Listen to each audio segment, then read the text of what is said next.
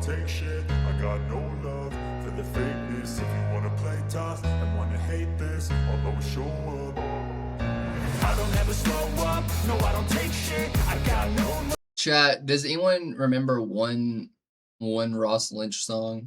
Listen, I'm not debating he's talented, but like I don't have like any of his songs I remember.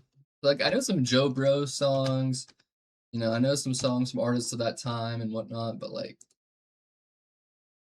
what he does. What's his most popular song? This is his most popular song. It's called Malibu.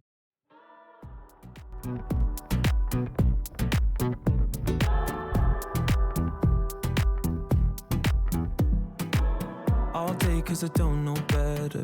All day betting on a chance. That's like Shawn Mendes. Through my hands. No. Off the ground like we used to dance. Remember how we never had no plans. Straight to my head like I'm floating above the clouds. Like kissed by the driver. All I see is stars. Far from the panic. Don't know how I live without. Live without.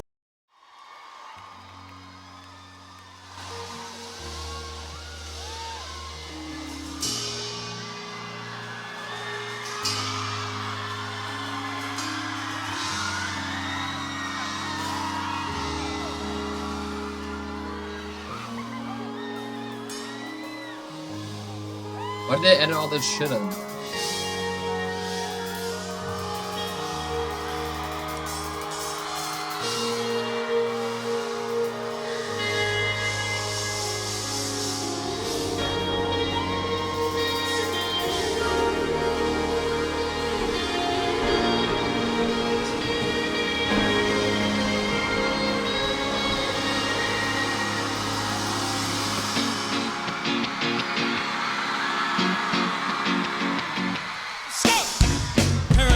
Control. Oh, it's the live edition. That's why. I don't wanna wait. Don't give a fuck of what you say. Is this him or his brother? I've lost control. All my friends have told me so. Let's just get out the way. Because we don't want to behave. Apparently you lost control.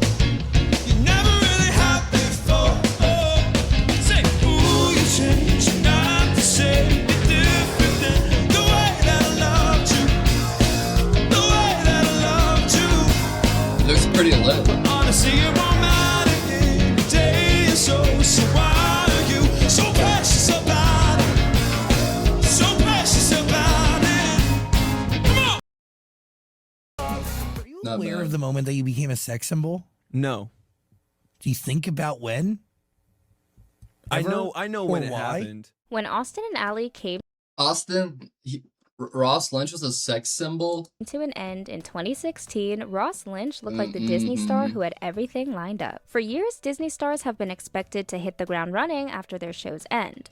Think Zac Efron using High School Musical as a launchpad into blockbuster films and global fame, or the way Disney consistently turned its leading men into multi-platform stars overnight. That pipeline from screen to stage became one of Disney's most reliable trademarks. So when Austin and Ally aired its final episode, fans expected Ross Lynch to follow that I never really watched Austin and Ally. same path. And unlike some former Disney stars, he didn't vanish. His post-Disney career wasn't packed with roles, but it didn't need to be. The few projects he chose were intentional and they carried weight. Remember Austin from Austin and Ally? If you're anything like me, you probably thought that Ross Lynch was going to be the next Zac Efron of Disney Channel. And in many ways he was. He had all of the components to be a star. He could sing, he could dance, he could act, and most importantly, he had great hair. You know, that Justin Bieber, Joe Jonas, She was a nerd. Jesse McCartney, DJ Sin Jackson. lead singer guy from All-Star Weekend hair. You know what I'm talking about. He was supposed to be Disney's next golden boy, the clean-cut pop Followed by their band super good. star, the heartthrob with the guitar. And for a while, Ross Lynch did exactly We should do a cult. We should make a cult band, but I can't sing. I just gotta learn to play an instrument really quick, chat. And we should do like a band tour. That'd be even fun. I feel like performing live music like that would be even more fun than DJing. But like, just know realistically, like I'm not a good enough singer for that kind of stuff. Was my first Jesse Macaroni. Who the fuck is that? Oh, McCartney. That R5, Teen Beach Movie, sold out tours, and screaming The fans. Naked Brother Band. Yeah, bro. Honestly, that was such a sus name. But as Ross Lynch grew up, his Looking career back started on to it. take turns people didn't always expect. From Disney heartthrob to indie musician and dramatic film roles, his path has been anything but predictable. Let's take a closer look Such a at good how time. Ross built a career on his own terms and why the kid who played Austin Moon looks completely Woof. different today. This is the story of Ross Lynch. Hey guys, I'm Kat. Welcome to my YouTube channel. I feel like this video of him, that's what my hair would look like if I straightened it. Like if I got like a straightening iron.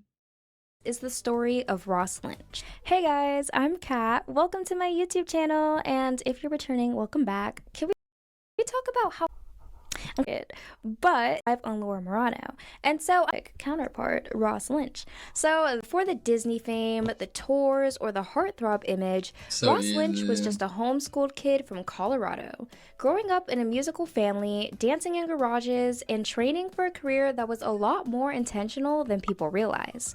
There are Disney stars who grow He's an up in industry public, plant. and then there are Disney stars who were engineered to be perfect from the start. So before Disney ever got their hands on Ross Lynch, there was already a system in place. Ross Lynch didn't come from chaos, he came from structure. Ross Shore Lynch was born Dang. on December 29th, That's why he wasn't 1995. successful. So he's a Capricorn. And raised in Littleton, Colorado. fuck does that He has mean? 4 siblings, his sister Rydell and brothers Bro, you gotta go to Ross Lynch's home place, Roach. Riker, Rocky, and Ryland. Ross, Riker, Rocky, and Ryland. And yes, all of their names start with an R. We heard you. And Ross was the second youngest. Growing up in Colorado, He's one of goated. Ross's earlier passions was ice hockey. It's a He'd lot. been playing since the age of 3, and it's actually Ice hockey, he should have been in Big Time Rush. developed into a lifelong passion for him. He's actually said if Because apparently none of the Big Time Rush players ever played hockey. And that was like one of the like nails in the coffin for me for BTR, like as a kid. Like the immersion was broken that none of them were actual hockey players. I was like, what? None of you guys can put on skates and skate at all? Like, I don't know, chat. It's like just breaks the illusion of our childhood. he wasn't an actor, he would probably be a hockey player. The He Big even Time plays in Rush, celebrity damn. charity games. I mean, I wasn't like the same type of fan, obviously being a boy, but like I always thought Carlos was my favorite, but only because he's probably the funniest. Which I thought was a wholesome fact. I don't remember not knowing how to skate. For as long as I can walk, I've been able to skate. Hockey's just been it's just been like a family tradition. Bro, I our feel whole like lives. people who grew up in Colorado are very outdoorsy. Like they like ice skating, hockey, snowboarding, mountain biking, dirt bike. Like people in Colorado are very like active outdoors wise, I've noticed. Of like a lot of states I've been to. Was a goofball. Didn't really like him. Yeah, Logan was mid, bro. He's annoying. His father, Mark, was a pilot, while his mother, Stormy, was a parenting coach, I believe. Earlier in their childhood, the Lynch siblings were immersed in music. They would often put on shows in their basement for their parents, often charging family members $1 to watch them perform. It basically That's started it. at a really, really young age with all my brothers and my sister. And we would basically put on shows for our whole family. And I think the most money we ever made was like $5. And we were all like, yes, we made $5. I think we I want to can be more do this. outdoorsy. I love being So outdoorsy. basically ever since then, we knew we wanted to be $1. entertainers in this industry. Drums, and learn how to sing. He was then homeschooled, which gave him flexibility most child performers don't have. That meant rehearsing See, homeschool can either be a blessing or a curse. In mine, it just made me super socially awkward for like the majority of my life. rehearsals during the day, auditions when needed, and the ability to fully I- commit to entertainment. I thought he was a good Jeffrey Dahmer. I just thought Evan Peters outdid him. Like, and it like just completely like erased the Ross Lynch Jeffrey Dahmer. You know? Like I think Evan Peters did so well. It was kind of like cooked him like Without traditional school getting in the way. And eventually that structure turned into R5. Definitely. Get it? Because there's 5 of them and all I thought for a while, like when Zac Efron played Ted Bundy, and then Evan Peters and Ross Lynch did Jeffrey Dahmer, I thought they were gonna like there was gonna be like a continuing trend of like Hollywood like heartthrob like more attractive dudes like playing serial killers in movies like The Night Stalker or like BTK, and it was gonna be like Jason Momoa playing in BTK or something. I thought they were gonna continue with that trend, or like Chris Pratt playing the Green River Killer.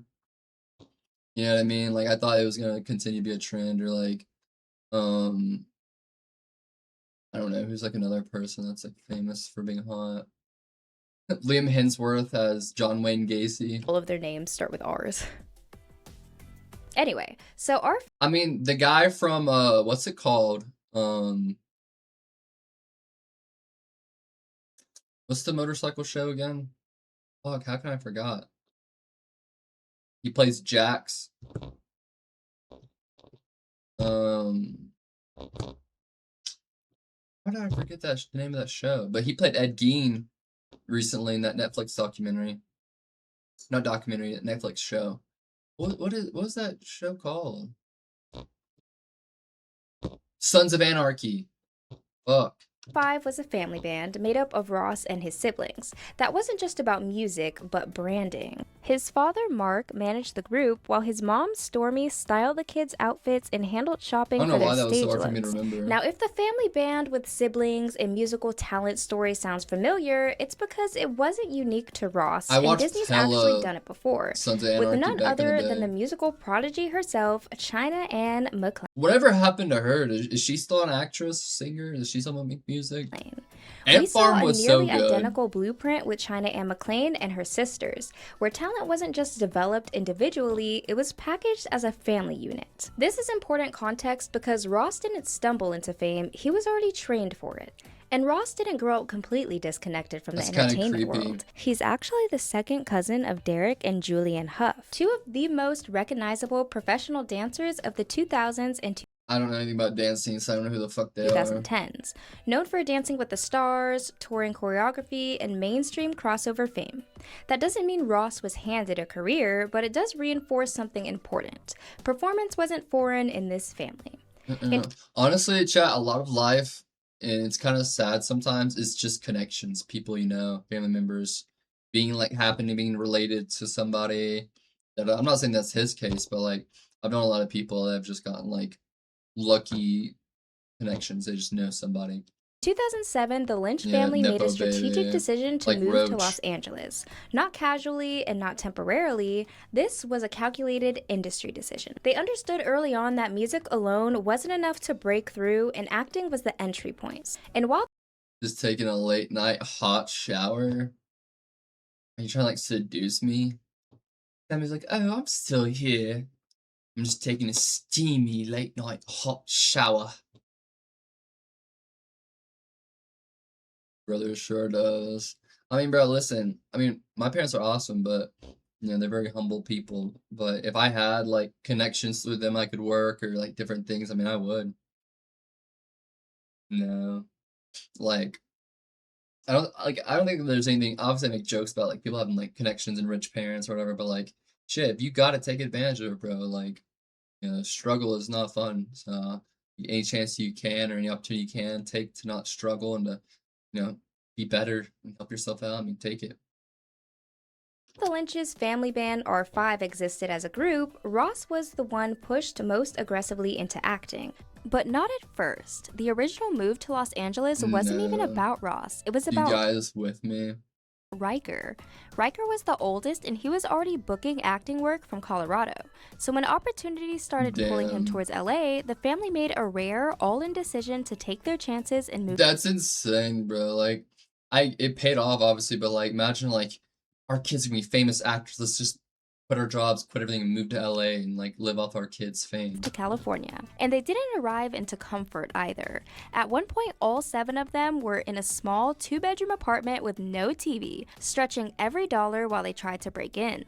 It was a family operation from day one, and eventually that risk did pay off as Riker was cast in Glee. But once they were in Los Angeles, Glee? something became clear. Ross had what casting directors immediately respond to on camera. He photographed well, he read older, he had a leading man energy, and most importantly, he could sing in character. Ross wasn't just a performer, he Dang, was bro. Not him stealing his brother's shine. It could be in a dream cheer gym. marketable. I used to always beg my parents to move like into a city so I could have better internet, and like make YouTube videos and stream when I was a kid, but like not like in a serious way. And he had the look. So while the rest of R5 focused primarily on music, Ross entered the audition circuit. And I just want to clarify something. While the Lynch siblings were sometimes referred to as R5 by their family growing up, the band didn't officially exist yet. Their youngest sibling, R5? Ryland, wasn't an official member of the band. It seemed R5's original purpose was to showcase the 4 older siblings' musical talents.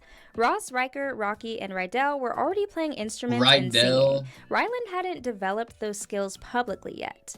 And it wasn't until they moved to Los Angeles and met Ellington Ratliff, their drummer, that the lineup was complete and R5 became a professional, branded group.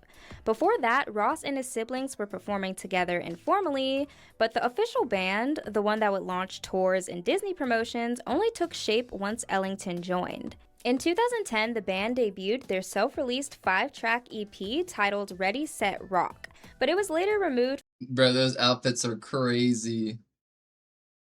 That's insane. From all streaming platforms to coincide with the band's partnering with Disney and Ross's role in Austin To me, and growing Ally. up, Ain't nobody coming to see you, Otis.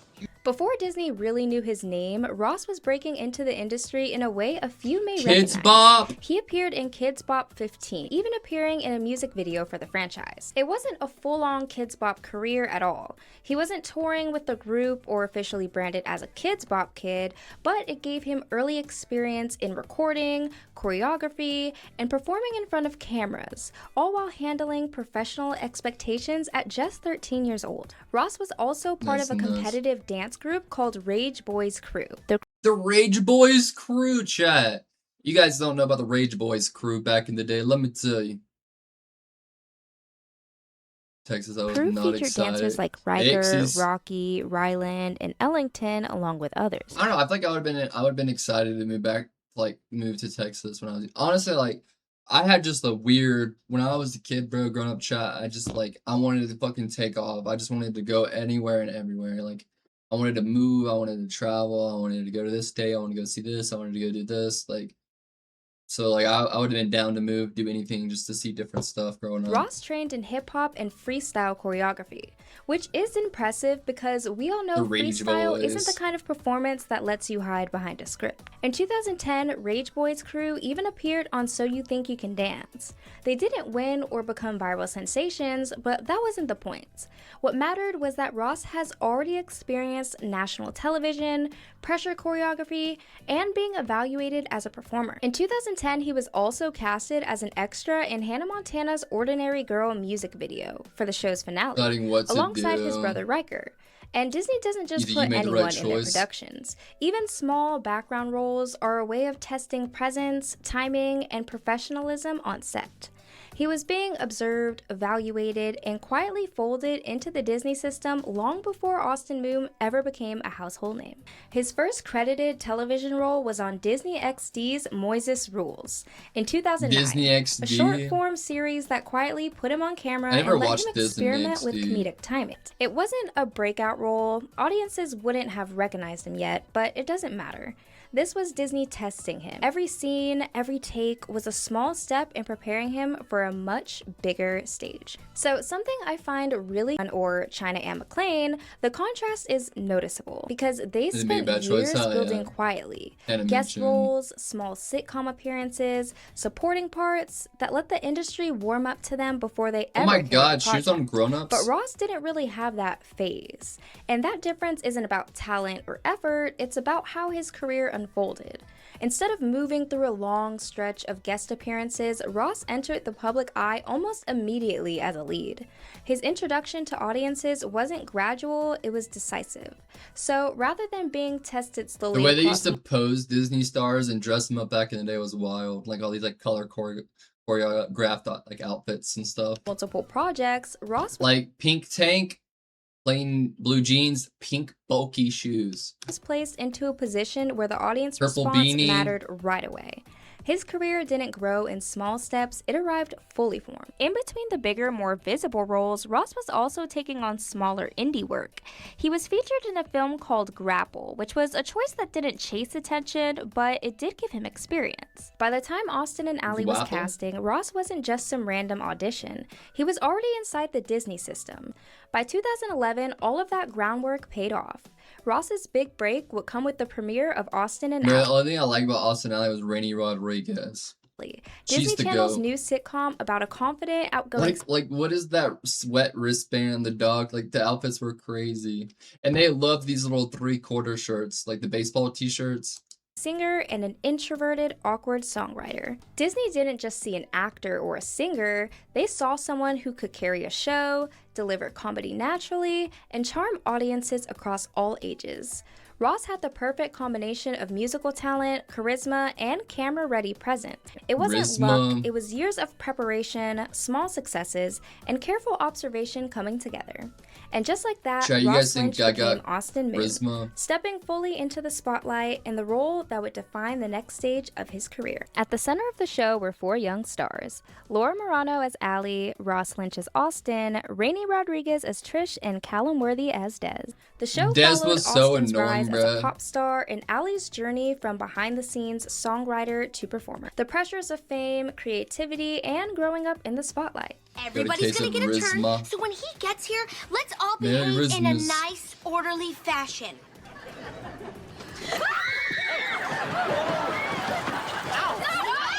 At its core, the series was Disney's version of a pop star origin story, blending comedy with musical performances, and it positioned Ross Lynch as the face of the franchise. Behind the camera, Ross developed close working relationships with his co-stars, especially Laura Marano, which helped create the on-screen chemistry. I feel like every episode, Ross had like a different hairstylist because his hair always looks like different styles. Sometimes it's like straightened, sometimes it's a little more textured, sometimes it's like longer. Adored. But from the beginning, Ross and Laura's on-screen chemistry sparked intense fan speculation. Disney heavily leaned into the will they, won't they dynamic between Austin and Ally. Really? Which naturally bled into real-life shipping culture. Fans dissected interviews, behind-the-scenes clips, and body language, convinced the two were secretly Ally, that was so funny, so annoying. Wait, are they a thing? Dating. People were basically hoping for a remake of Zanessa. But in reality, Ross and Laura have always maintained they were just close friends and co-workers.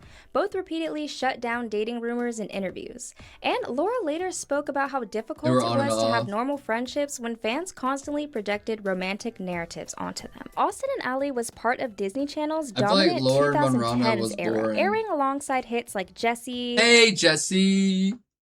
Oh, Jessie was lit. Shake It Up, Ant Farm, and later Girl Meets World. Every day. Disney even leaned into that shared universe with crossover episodes and network-wide events, reinforcing the idea that these shows and their stars were all part of the same ecosystem. For Ross, that meant Austin and Ally wasn't just a successful sitcom, it was a key pillar of Disney's 2010s lineup, placing him firmly inside one of the network's most visible and interconnected eras. Now, I will admit, I wasn't really tuned in too much with this era of Disney Channel shows because that's just how girls are, though, so it's realistic.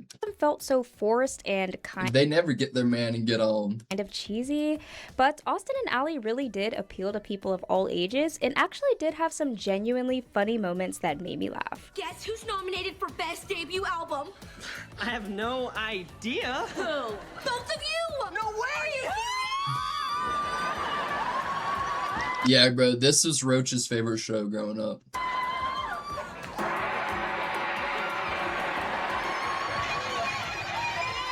Okay, that's pretty funny. That part is pretty funny.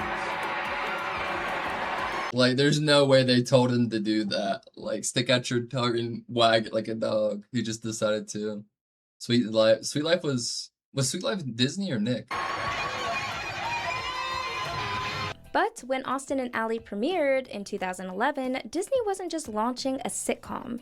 They were launching a Next time I start spinning my DJ discs like crazy, I'm making this face. I'm gonna do that, chat. Watch me in the next DJ sesh. But when Austin and Ally premiered in 2011, Disney wasn't just launching a sitcom, they were launching a male pop star blueprint. Austin Moon wasn't just a character, he was a brand. He could sing, he could dance, and he had that boy next door face Disney loves because it feels safe. And Disney... Yeah, but can he beat Wave 5 of Brotato with a 50% damage reduction buff? I don't think so. Who can? Sin Jackson. They chose the wrong guy. It should have been Ross Jackson on this show, not Ross Lynch. Leaned into that safety hard and began grooming him for superstardom. Austin Moon was charming, respectful, romantic, and the kind of boy parents wanted their daughters crushing on. Off camera, Disney was meticulous. His appearances, outfits, interviews, and social media were curated to keep him in the safe, charming, aspirational teen idol lane. And Ross wasn't just on TV, he was everywhere. Teen magazines, glossy covers, styled shoots, the Disney machine moved fast. And this is when you can kind of see the shift from actor to heartthrob brand. He wasn't just acting. But the way they were treated wasn't the best. Performing They had a convicted pedophile on the set of Zach and Cody. Higher image. One that would later be monetized across tours, soundtracks, and merchandise. It was literally the guy who was charged with molesting Drake from Drake and Josh. Drake Bell. I never knew that, yeah. So basically, the voice acting coach for Drake from Drake and Josh, the earlier seasons, was caught and charged with molestation of a minor or something, endangerment of a minor on set, got some sort of good deal, and disappeared from Nickelodeon. And then when they started Sweet Life as Zach and Cody, he went and got the job as the voice actor for Zach and Cody on the first couple of seasons. And the crazy thing is, you know, the episode where London Tipton's mirror is talking to her, and she's like, "No way, girl, you need a better outfit." And he's like, "Oh, the mirror." That's actually Brian Peck's voice, the convicted pedophile. They actually used his voice for that, which is crazy. While filming Austin and Ally, Ross's band R5 gained traction, but their mainstream breakthrough, I believe, was directly tied to Disney. R5 had been self-releasing music and performing small shows, but their exposure skyrocketed once Ross was a Disney star. I feel like Sam from Sam and Colby could like fit into like the Ross crew, and like no one would notice. They could like just put him in the background and you could just hang out with them, and you just think it's another one of them. And in 2012, R5 signed with Hollywood Records, aka I've heard and seen so many like very compelling theories on how that's true, and the conspiracies and things and stuff like that, that like I would give it a 90% chance of it being true. You know what I mean? Like the last 10% being herself admitting to it. Oh yeah, there's a whole I watched a whole YouTube video on the Dan Schneider rabbit hole of all the shit he did at his time at Nickelodeon. But there is very, very, very, very strong evidence of that. So you know how Nickelodeon used to have that foot logo and they had the foot and everything up there? Apparently that was at request of Dan Schneider. He wanted his own, like, you know how like obviously like Jordan tennis shoes, like Air Jordan, they're actually owned by Nike, but like, and like, so any money that Jordan makes is technically Nike's money because Nike makes and produces Jordans. And so he wanted his own like little studio at Nickelodeon to have its own logo. And so his shows to have the Nickelodeon foot logo. Isn't that creepy? This marked a turning point. And he was like so into feet stuff. The band now had a major label, support, bigger tours, professional production, and a built-in fan base. All amplified. And after all those allegations came out, they got rid of the Nickelodeon foot logo. By Ross's television fame. After signing with Disney in 2012, R5 went on a West Coast tour supported by Radio Disney, a strategic move designed to introduce the band and build name recognition before any official Disney-backed music releases. At that point, R5 didn't yet have any original music out under the label, so their setlist leaned heavily on covers and songs audiences already recognized, including Ross's Austin and Ally tracks like Heard It on the Radio. The tour ran through 2012 into 2013, quietly laying the groundwork for what came next. That would be kind of cool just to do like a random like California tour of a bunch of different places. Dude, idea. Like a California tour is definitely doable because it's such a big state. That'd be cool. Like doing like a month in Cali, just doing a bunch of shows. In 2013, R5 finally released their debut single, Loud. Chat, we should start looking for investors. Which performed strongly and was quickly followed by their album Louder. R5 was even featured as one of the artists on Radio Disney's Next Big Thing in 2013, following Fifth Harmony and preceding artists like Becky G and Shawn Mendes in that era Becky of the show. G. As part of the competition, they showcased new songs from their album Louder and had a special series titled Radio Disney Presents R5 on R5. They also won the Next Big Thing award that year. Public. Disney promoted. Nah, dude, that would be cool though. I don't know if it'll happen this year, but like maybe one time. And honestly, I'd probably have more success doing it on like the East Coast somewhere, but like doing like a month worth of shows in an area and like something like that would be possible. But I still want to DJ. I still want to get into some more stuff and like I have like. But like honestly, with like just trying to focus on moving and saving up as much money as possible, like I just haven't had time to like put any energy and effort into like replying to messages, to DJ stuff, to go do stuff, or like reaching back out to the places like the connections I do have here in Utah or in the surrounding areas to do stuff. Like I like honestly I could do like a lot of stuff here in Salt Lake or in Vegas, but like at the end of the day. Like, first of all, doing anything in Vegas, any money I make is going to be spent on travel to get there and food and everything. Like, they don't pay me enough for me to really go green, so it's not really worth it. And then if I stay home and stream, like, I don't spend any money. So I can't really see that working out. And then the Salt Lake, you know, a little bit, but I will always show up, even if it's just to hang. When my bestie calls, I will always show up. Wait, what? Oh, someone's calling you right now. I see what you're saying. I was confused. They meant like if like one of your best friends in here calls you, you're gonna pull back up, and I was like, "Oh, who is it? Somebody fucking call her to come back." I was so confused. Good night, love you.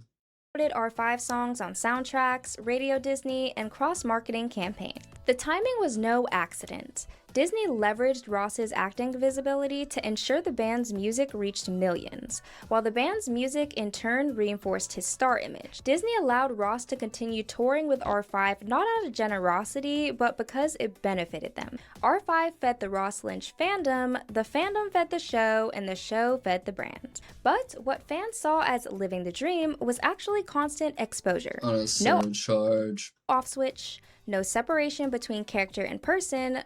I wish North Carolina had enough diversity for us to do something like that, to like do some shows throughout North Carolina. But like, there's honestly like where you live over kind of all similar, and then there's coast, and there's not much diverse. Like California, in Texas, Florida. I think that's probably it. That has like a lot of state diversity. You know what I mean? It's another state that has a lot of diversity, like region diversity within it. I can't think of any other ones, to be honest. Probably just those three. No room to be messy, experimental, or human.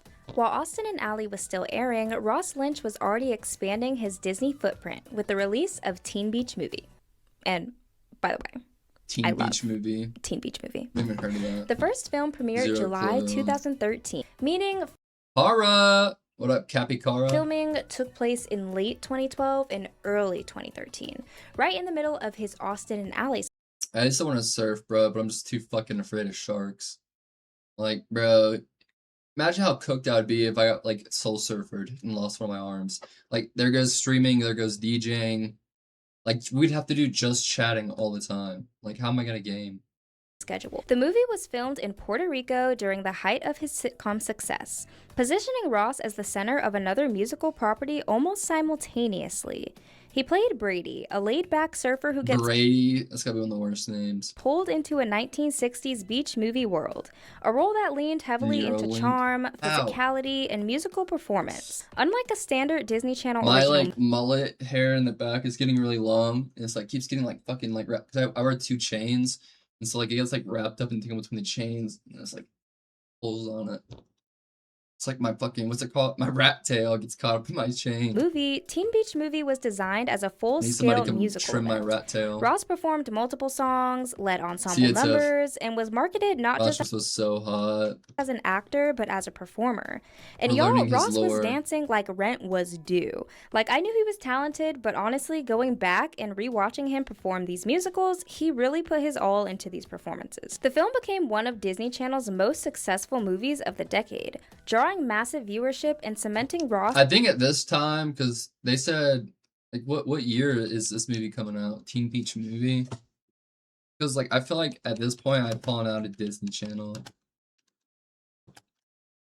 So, like, because I really don't remember all this stuff being so popular. 2013, so 2013, yeah, I had turned 14.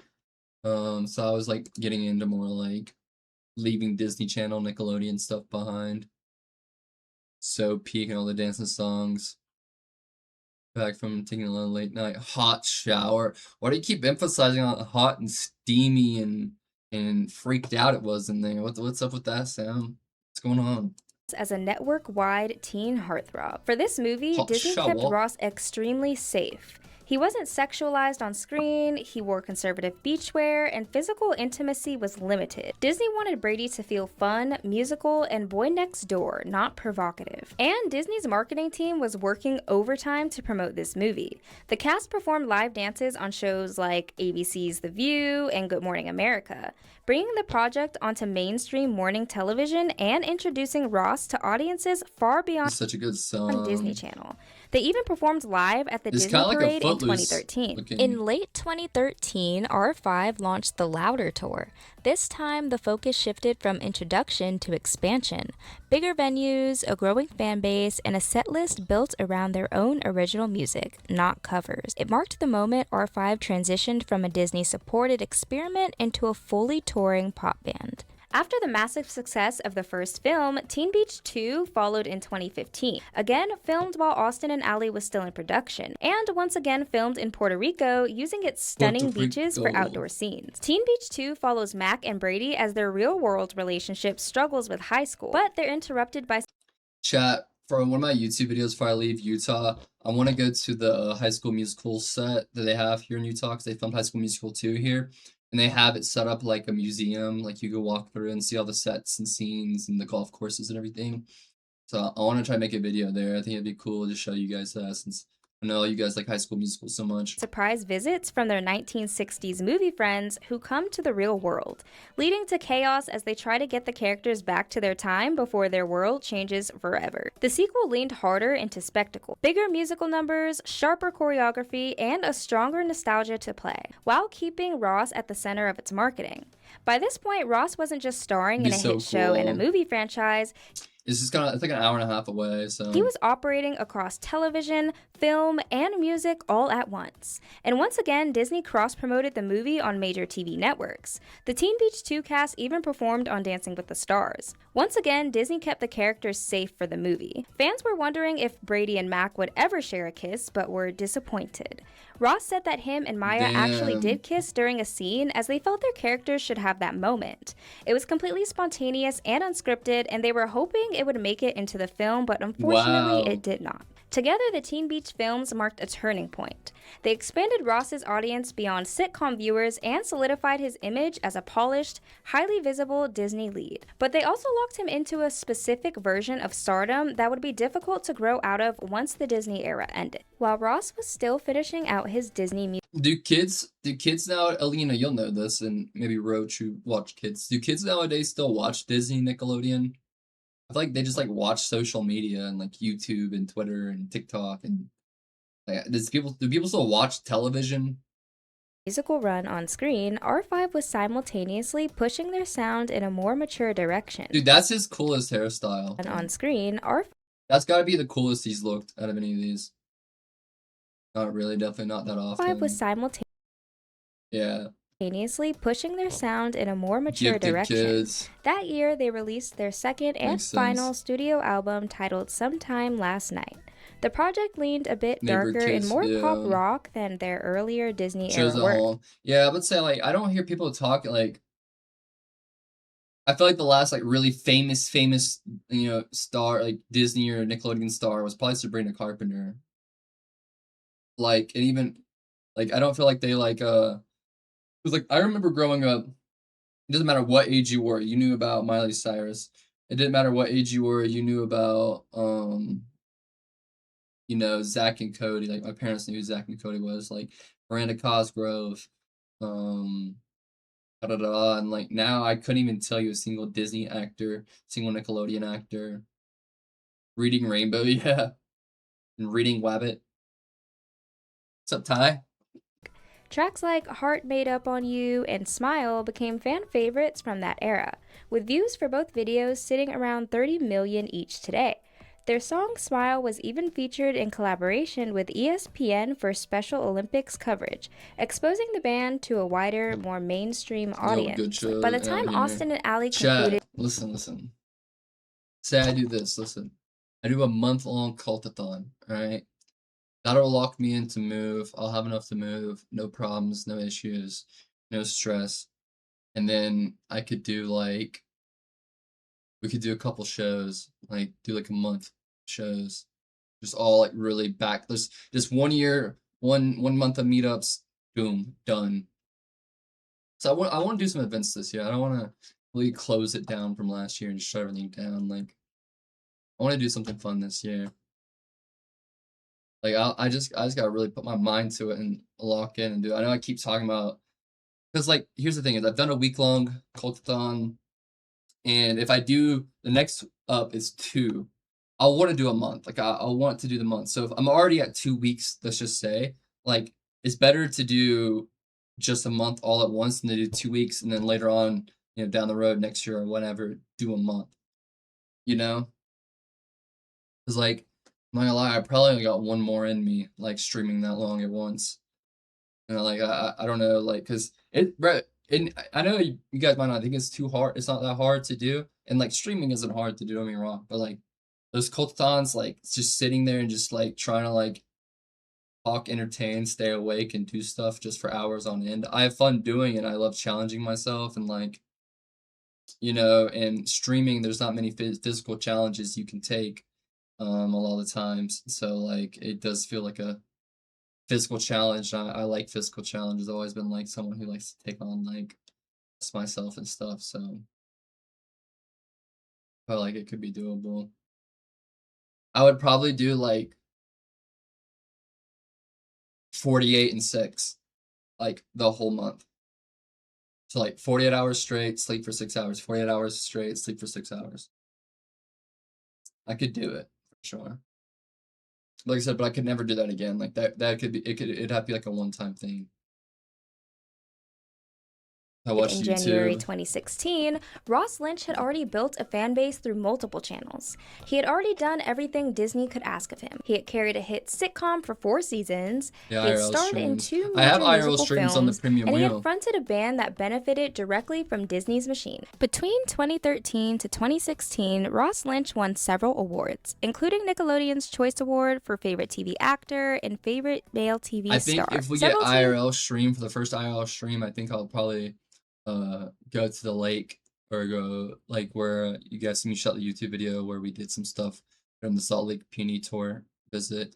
I might take the stream there and live, post up, show you guys like the swing and all the spots and everything like that. I think that'd be a fun little IRL stream.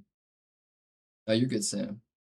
Sounds so fun. Choice Awards for Choice TV Actor and also won a Radio Disney Music Award for Best Music Video for his song Heard It on the Radio from Austin and Ally. He was, by every metric, the blueprint for a perfect Disney male star. But that very perfection created the next problem. Honestly, one Disney never really solves. How do you grow up publicly when the version of you millions of people fell in love with was never allowed to age? Around this time, Ross Lynch was also dating actress Courtney Eden. The two began seeing each other in 2015 after crossing paths through the R5 touring scene. What's interesting about Ross Lynch's transition out of Disney isn't that he suddenly became provocative, it's that the audience did it before he ever did. Even during the Teen Beach Movie era, fans were already reframing him through a more sexual lens. Comments shifted from he's cute to something much more explicit, often projecting adult desire onto a performer who is still very much operating inside Disney's family-friendly bubble. Years later, Ross himself would acknowledge this shift in tone. In interviews and reaction-style videos, he casually responded to fan thirst traps and comments, including one sexualizing his appearance in Teen Beach Movie, and he was literally like 17 at that time. Just saying. I remember Ross Lynch in Teen Beach Movie specifically being my biggest sexual awakening. It's all his fault.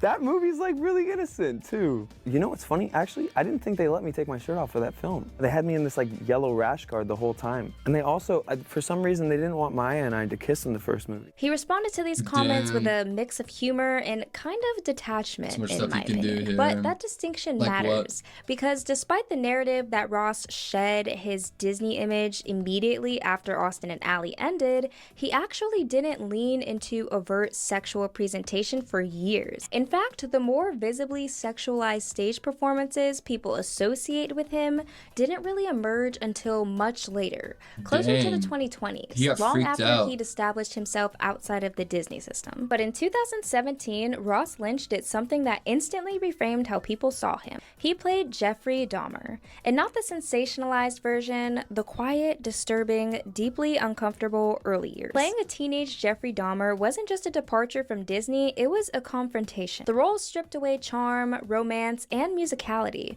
forcing audiences to sit with Ross in discomfort. Honestly, I think it's cool when actors do that, when they take a completely different role and challenge themselves and try to like embody a character that's completely opposite of the characters they've been embodying for a long time. There's nothing aspirational about the music video, and that was the point. I hear the name Troye Sivan. I know of Troye Sivan, but I don't know a single Troye Sivan song. I don't know what he looks like. Ross is yummy looking. Is that your type? I liked it. Like I was telling someone earlier, said it was one really great Jeffrey Dahmer movie, and I think it would be considered one of the better ones. But like literally a year after that came out, Evan Peters dropped his Jeffrey Dahmer, and it was better. I mean, honestly, the production company was a higher production. A lot more money was put into a lot more, stuff like that. So it was just overall a lot better of a film. Not just Evan Peters doing better, but just what the film did. I need to hear. Oh yeah.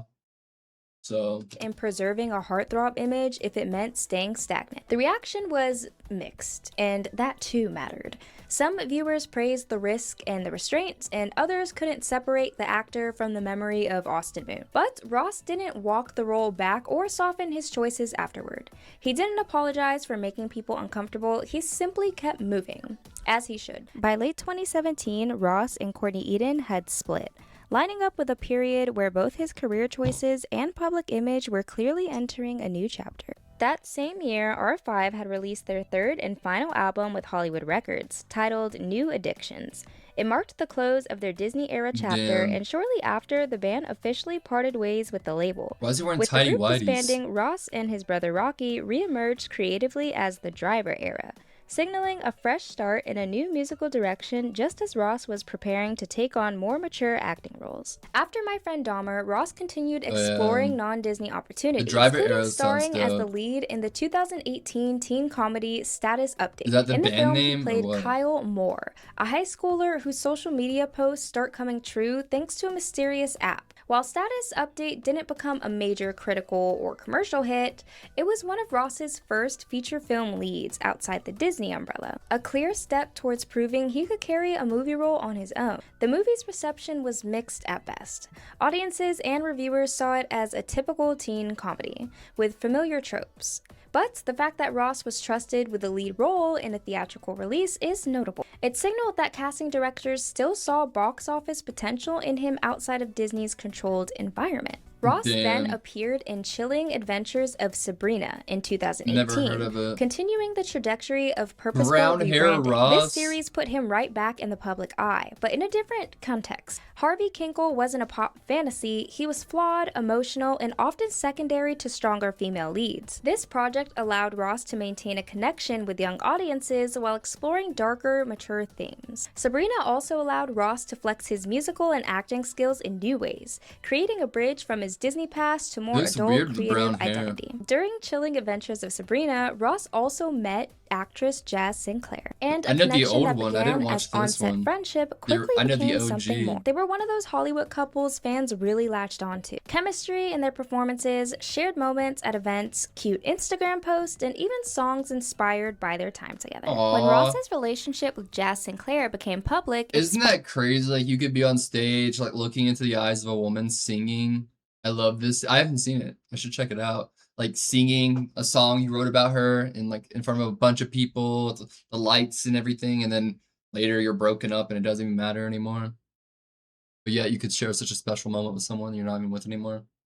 With blonde hair, to be honest. Sparked a wave of backlash online, much of it rooted in lingering Disney-era parasocial expectations and uncomfortable fan entitlement. In some cases, the reaction crossed into outright racial bias, with people expressing hostility toward the fact that Ross was in a happy relationship with a woman of color rather than one of his former Disney co-stars. It was genuinely unsettling to watch how openly prejudiced some of the responses were, and even more jarring considering this was coming from parts of his own fan base. At one point, Ross addressed the situation directly on Instagram, asking people to leave Jazz alone. The backlash and Ross's response to it felt like a line in the sand, a moment where the gap between the Disney Fantasy 2 seasons split into 4 parts. Before Netflix announced it would not continue beyond part 4, effectively canceling it in 2020 after just those 2 seasons. While fans loved the show's tone and representation, many felt the story became uneven later in its run, with many saying the story felt rushed or sometimes didn't make sense. According to Netflix, the show was canceled due to high production costs. That's how I felt about Vampire Diaries, but that bitch went on forever. And same thing with, like, Supernatural later on in the seasons. Like, bro, I started getting so fucking confused. I was like, what the fuck is going on? Like, bro, like, if you watch the first 2 seasons of Supernatural and you skip to, like, the 8th season, you won't even think it's the same show. A desire to produce content in-house rather than with outside studios, and a general strategy to end series before they became too expensive. The cancellation caught many fans off guard and marked another sudden ending in Ross's career, just as he was settling into this darker phase. After Chilling Adventures of Sabrina ended in early 2020, Ross didn't immediately pivot into controversy, shock moments, or thirst-driven virality. Instead, this period was relatively quiet and transitional. The pandemic slowed everything down, touring paused, productions halted, and momentum across the entertainment industry stalled. Chat, imagine we did the Peony tour in, like, 2020 and then COVID hit. For Ross, that meant no immediate follow-up TV role that would redefine him the way Sabrina had. During this time, his focus shifted more clearly toward the Driver era, the band he formed with his brother Rocky after R5 officially ended in 2018. The breakup wasn't abrupt or dramatic. R5 didn't explode or publicly break up, it simply evolved. The sound matured, and the branding changed, and the group reintroduced itself under a new name that reflected where Ross was in his life, not where Disney had frozen him. With the Driver era, Ross embraced a version of performance that was looser, less manufactured, and more adult. The music leaned indie pop and alternative rather than polished radio pop, and the visuals felt intentionally understated. It was clear this wasn't about chasing charts, it was about sustainability. Between 2020 and 2022, the Driver era steadily grew a dedicated fan base, especially online and internationally. This is also the period where Ross Lynch's public image began to shift, not through interviews or official rebrands, but through concert clips and social media virality. By the early 2020s, especially as the Driver era's touring picked up and resumed, Ross started going viral for reasons that had little to do with the music itself. Clips of him performing shirtless at shows began circulating widely online, not as part of a carefully announced image change, but as fan film moments that took on a life of their own. TikTok, Twitter, and Instagram edits framed him less as a former Disney star turned musician and more as a thirst trap, which he was very much aware of. Aware of the moment that you became a sex symbol? No. He's getting freaked out. You think about when? I know when it happened, but I feel like the moment that it probably happened was like one of those viral TikTok moments, you know, where I was like on stage performing, my shirt was off. Which, by the way, was not like, it was a spur of the moment thing. I was just feeling myself, and sure enough, it became a thing, and people wanted to see that. In 2023, something else shifted, not in his career, but in how the public talked about him. That shift came with the appearance in Troye Sivan's music video, One of Your Girls. The video was intimate, stylized, and intentionally blurred traditional ideas of masculinity and sexuality. And almost immediately, the conversation online changed. Suddenly, people weren't talking about his acting credits or his music. They were asking questions about his sexuality. Was he queer? Was this a coming out moment? Was Disney hiding this side of him for years? What the hell? None of those questions came from anything Ross said. He never labeled himself, clarified anything, or made a statement. The speculation existed entirely because audiences weren't used to seeing a former male Disney star lead participate in queer-coded storytelling without explanation. And Ross didn't shut it down. He let the questions exist, which for many fans felt intentional, not because he was trying to provoke, but because he clearly wasn't interested in controlling the narrative anymore. In late 2023, Ross Lynch's long-term relationship with Chilling Adventures of Sabrina co-star Jazz Sinclair had ended. Fans noticed subtle shifts. They stopped posting together, appearances dwindled, and their social media interactions disappeared. Adding fuel to the speculation, Jazz released the song Sting after the breakup. Listeners noted lyrics that seemed to hint at a difficult separation, possibly over the phone, and the lines that some interpreted as referencing infidelity or long-term trust issues. While neither Ross nor Jazz publicly confirmed the song was about their relationship, the timing and tone led many fans to connect the dots. By the time the Driver era was touring internationally, he was single and navigating fan attention in ways that his Disney era self never had to. It was during this period in 2024, I believe, that a clip from his Argentina concert went viral. In it, Ross leaned down and kissed a fan mid-show. The moment was brief and seemingly spontaneous, but the reaction online was instant and explosive. Headlines and social media debates lit up. Not about his music or new songs, but about a fleeting interaction that became a defining talking point for him in that moment. And yet, as usual, Ross didn't engage with the controversy publicly. He let the moment exist on its own, quietly acknowledging that attention often followed him regardless of context. But this has marked a huge turning point for fans, and that's if all of his shirtless performances didn't mark that turning point already. At this point, it seems like Ross would do anything for attention, and people didn't like that.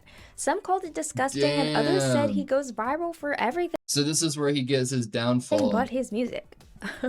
I also wanted to acknowledge that there have been a couple of controversies surrounding Ross and one of his brothers, I believe I've seen accusations of him drinking with underage girls or hanging out with girls who are like barely 18 and stuff like that, but I'm choosing not to touch on that subject just because beyond Instagram thread comments and Reddit posts, I can't really find solid evidence or news articles, and I don't want to speak on something that I don't know or I don't have facts on. So what about Ross off stage and off screen? As of right now, Ross Lynch is widely known as single and has been open about focusing primarily on his music, his growth, and healthy boundaries, choosing authenticity over constant public exposure. He does not have any children and, like much of his creative work, keeps his personal life on the quieter side of the public view. His experiences, including past long-term relationships, have subtly influenced his music and artistic output without turning his life into a spectacle. He was in a relationship with continues to base his creative life out of Los Angeles,